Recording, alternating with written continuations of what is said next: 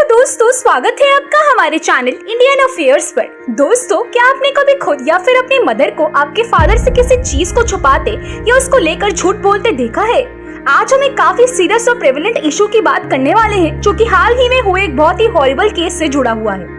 सबसे पहले इस इशू को एक एग्जांपल से समझते हैं। जैसे बहुत सी औरतें जब शॉपिंग करके आती हैं तो उन्हें ये बात अपने घर में अपनी पति या बॉयफ्रेंड एक्सेट्रा से छुपा के रखनी होती है, और ये तब भी होता है जब वो औरत खुद भी जॉब कर रही होती है और उसने वो शॉपिंग खुद के पैसों से की होती है। हमारे कल्चर में ही हमेशा से पुरुषों को महिलाओं के ऊपर समझा जाता रहा है, और ऐसे में हमारे यहाँ महिलाओं में अक्सर ये डर रहता है कि क्या होगा अगर घर में रहने वाले पुरुष को ये बात पसंद नहीं है या फिर उसे गुस्सा आ गया। आज हम इसी इशू के बारे में बात करने वाले हैं, और इस इशू से रिलेटेड जो केस है वो है आफ्ताब पूनावाला, जिसके बारे में आपने अब तक किसी न किसी न्यूज साइट पर सुन ही लिया होगा। पर फिर भी बता दें कि आफ्ताब पूनावाला ने अपनी 27 साल की वाइफ श्रद्धा वॉलकर की हत्या कर दी, और उसने उन्हें सिर्फ मारा ही नहीं बल्कि उनकी डेड बॉडी के 35 पीसेस करके उन्हें अलग अलग जगहों पर डिस्पोज कर दिया।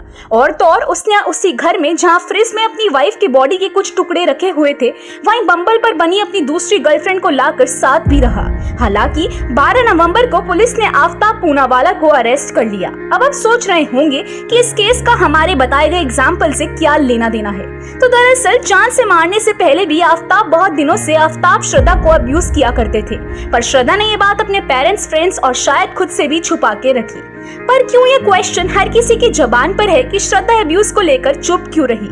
श्रद्धा के पिता बताते हैं कि आफ्ताब से मिलने से पहले श्रद्धा काफी एम्बिशियस थी और खुश रहा करती थी, पर उससे मिलने के बाद वो काफी चेंज हो गई। वो उस इंसान के साथ एक बहुत ही टॉक्सिक रिलेशनशिप में थी, और इसलिए मैंने उसे कई बार मना भी किया, पर उसने मेरी नहीं सुनी। श्रद्धा के फ्रेंड ने भी बताया कि वो दोनों 2019 से लिव इन रिलेशन में थे, और आफ्ताब ने कई बार श्रद्धा को असॉल्ट भी किया था। इसीलिए अपने रिलेशनशिप को एक लास्ट चांस देने के लिए वो इसी साल हिमाचल प्रदेश गए थे, पर वहाँ भी उनकी काफी फाइट्स होती थी, और इसीलिए श्रद्धा ने हमें भी बताया था कि वो ब्रेकअप करने का सोच रही हैं। इसके बाद उन दोनों ने दिल्ली में कुछ टाइम स्पेंड करने का सोचा, और मुझे लगता है कि शायद वो 16 मई का वेट कर रही थी जब उनकी एनिवर्सरी थी। पर सवाल अब वही है कि श्रद्धा इतने टाइम तक ये सब सहती क्यों रही? और बता दें, श्रद्धा अकेली ऐसी लड़की नहीं है। पूरे वर्ल्ड में हर 3 में से एक लड़की अपनी पार्टनर द्वारा सेक्सुअल या फिजिकल अब्यूज का शिकार होती है, और इनमें वो लड़कियां भी शामिल है जो काफी पढ़ी लिखी होती हैं और अपने करियर में वेल सेटल्ड होती हैं, और फिर भी वो इस तरह के अब्यूज क्यों सहती रहती हैं? शायद इस सवाल का जवाब उस इशू में ही है जिसकी हमने शुरुआत में बात की थी। हमारे कल्चर में औरतों को हमेशा पुरुषों के एक्सेप्टेंस के लिए जीना सिखाया जाता है।